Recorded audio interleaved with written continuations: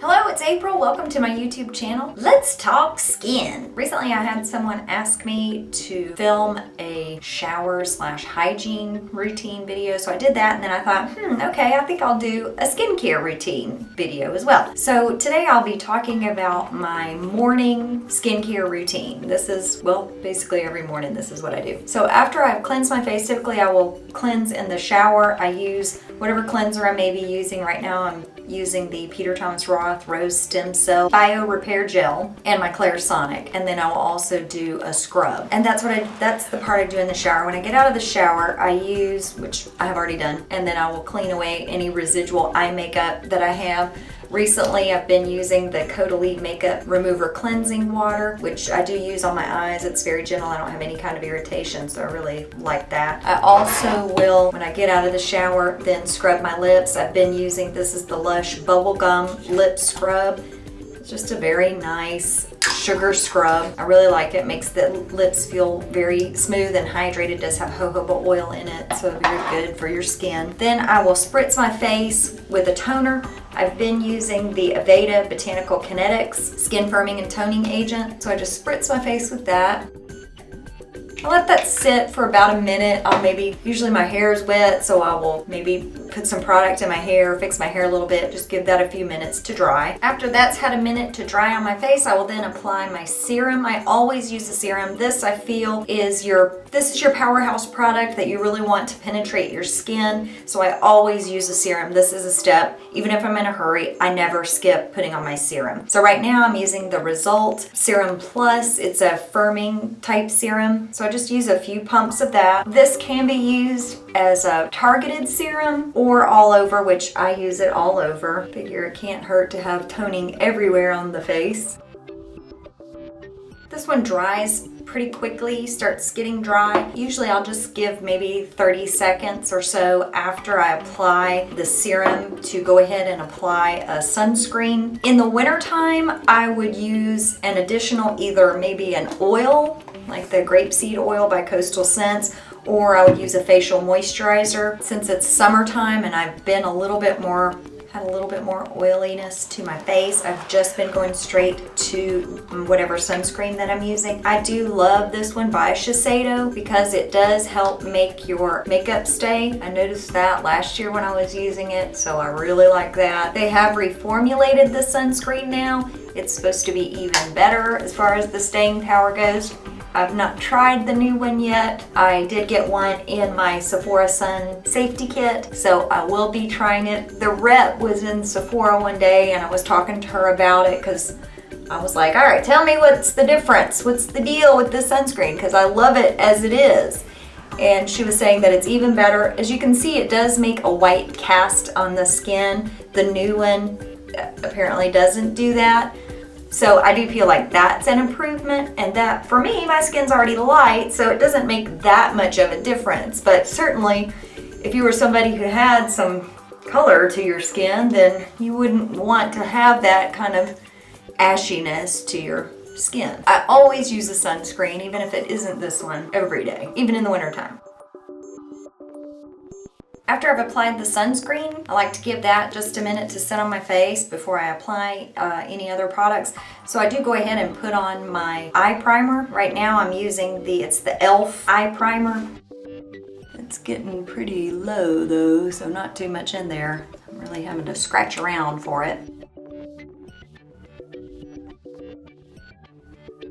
This is, I think, only $1, so it's very reasonable eye primer. It's not the best eye primer. I know that I've heard other YouTubers talk about this and talk about how wonderful they think it is. It creases on me, so I won't purchase this one again. Like, some eye primers might crease and you can see the creases, but then when you apply your shadow it goes away, but this one does not. So for me, I wouldn't get this one again. After I've applied the eye primer, I do go ahead and put on some sort of makeup primer. I just happen to be using the Bare Minerals Prime Time Foundation Primer. It's one of these silicone-based primers. I do feel like it makes my makeup stay, but it's not my favorite kind of primer. To me, it does give the skin a mattified look.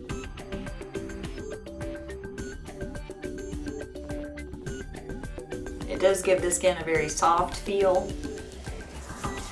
I like to let that sit for just a minute to set in. While that's going on, I use my Peter Thomas Roth Unwrinkled Lip Treatment. I've been using that. This has lasted me probably a year because I just use it in the day and just do a little pump on my finger and then just put that around right on my lips.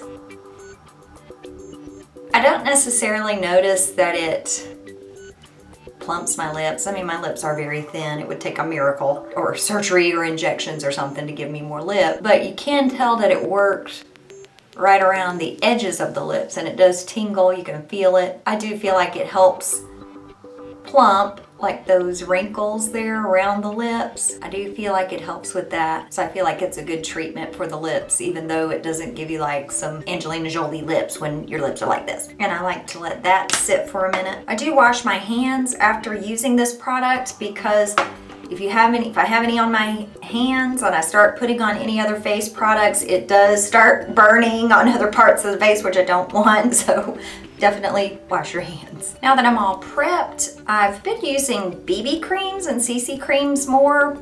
I don't know, I just started doing it and have kept up with it.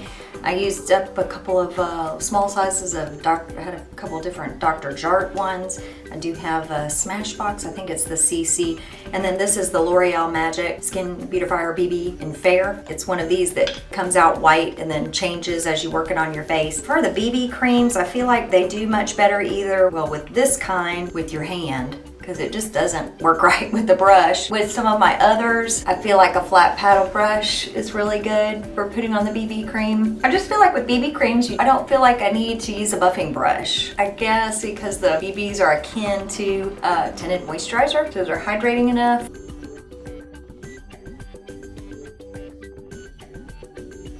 This particular one just gives a very light coverage, so if I need to build up in some places, for instance around the eyes, I will use under eye concealer, build that up, or maybe do like the triangle of light right here.